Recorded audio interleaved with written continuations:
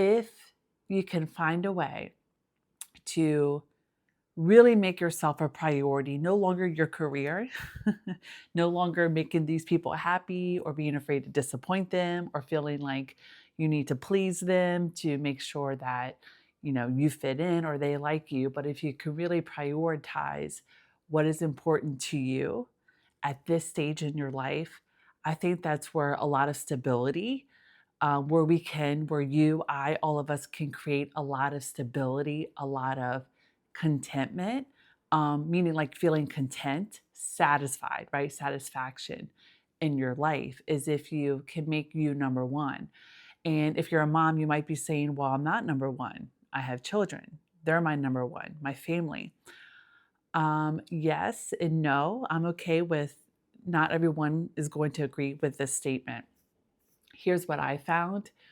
When I continue to prioritize my mental health, go on my nature walks, make time to work out, make time to have time for myself, continue reading these books that help me to think differently, that challenge my thinking, that keep me connected to this ambitious part of myself, and that keep me in alignment with my goals of really caring for myself, I am able to make my child, my daughter, number one. I am able to show up as a good wife to my husband. I am able to find a lot of balance in my work and just in my, personal and family life. It's when I take care of myself first and foremost. So, this video today really is just that reminder of you're not selfish, you are not narcissistic, you are not out of touch.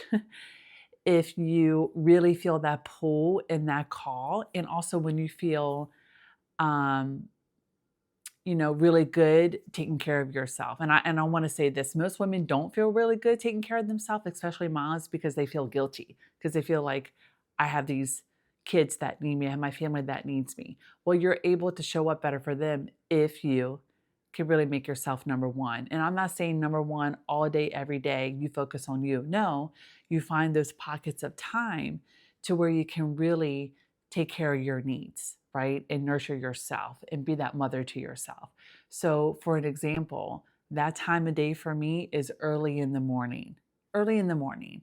Ideally, I try to get up around 6, so I have an hour from 6 a.m. to 7 a.m. to meet my mental health and emotional needs. That's the time I get up. I do my 15 to 20-minute yoga practice just to get flexible, to get limber, and to stretch my body, and also to get my mind right.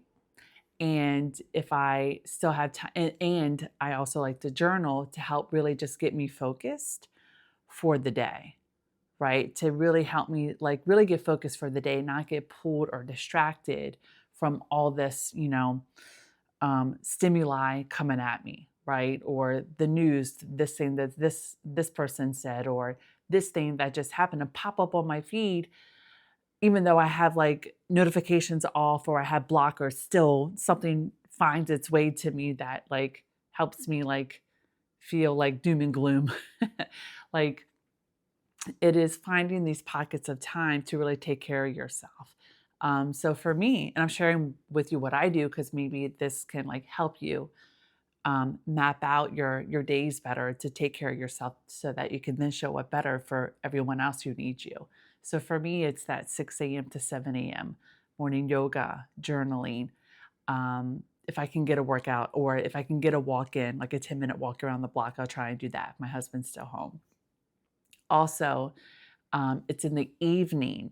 Whenever my husband gets home, I'm going for that evening, like that after dinner, 30 to 40-minute walk to, again, just to decompress, to walk off my meal, and really just to stay consistent with what my health and my fitness goals are. Also for the moms, my daughter, she's in daycare part-time. She's there Monday through Wednesday. Um, I'll take her to daycare. I'll come home. I'll do my strength training, my weightlifting workout. Even the days she's not in daycare, right? Some days I work out 3 days a week. Some days I work out 4 days a week. It just depends on what week it is.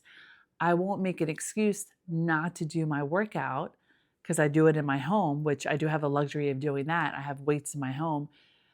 I'm not gonna like make an excuse, oh, my daughter's home with me today. I can't do that workout. No, she does it with me.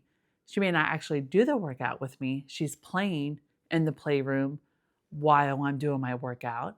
If you don't have a home gym studio set up like myself, which is, again, it's very simple. It's like free weights from 5 pounds to 30-pound dumbbells.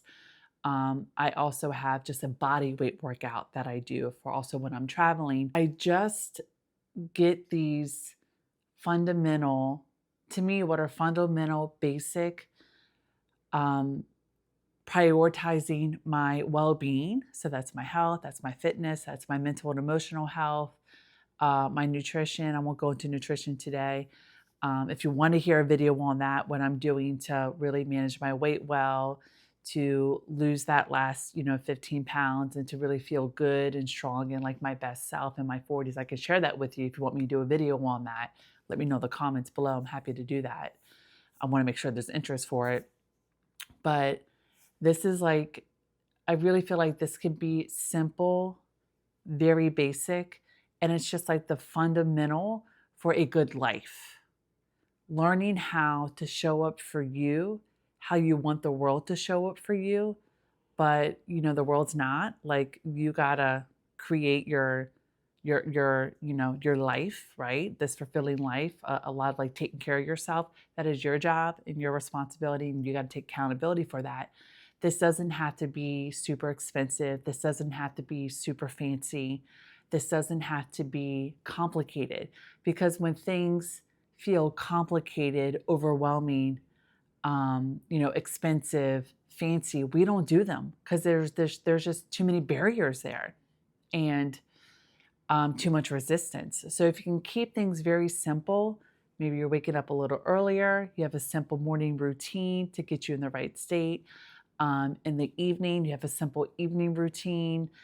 And you can do a lot of stuff from your home, from your neighborhood, just to take care of your health, your mental health, your physical health. Okay, like, this is how you can really just create this really like grounded, simple, content, satisfied life. I hope that this is making sense. I just really feel like it doesn't, really loving yourself, taking care of yourself, feeling good in your body, feeling good about your today, and also just your future. I don't think it has to be hard. I don't. But I think the world and media and things you hear and see that come at you make it seem like it's got to be complicated, fancy, expensive, and hard. And it doesn't have to be. You will need some tools. You will need some support. Many of us will need accountability and step by step, and encouragement. And that's one of the things I do in my job, in my career as a life coach for women.